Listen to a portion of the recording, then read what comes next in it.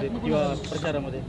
मला आनंद आहे की कोकण आणि शिवसेना हे जे नातं आहे हे बाळासाहेबांपासून आहे आणि याच कोकणाने शिवसेनेला 9 पैकी 8 आमदार दिले.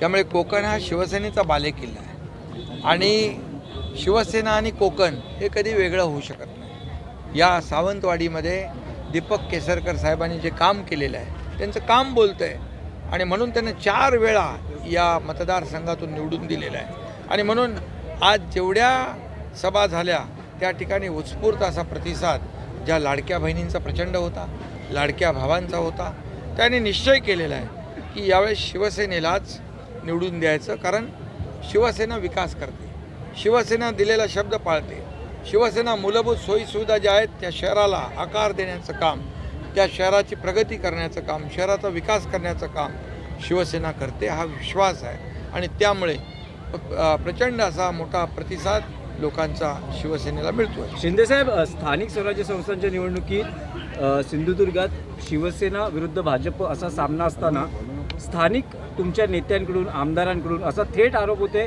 की भाजपकडून पैशांचं वाटप जोरदार सुरू आहे.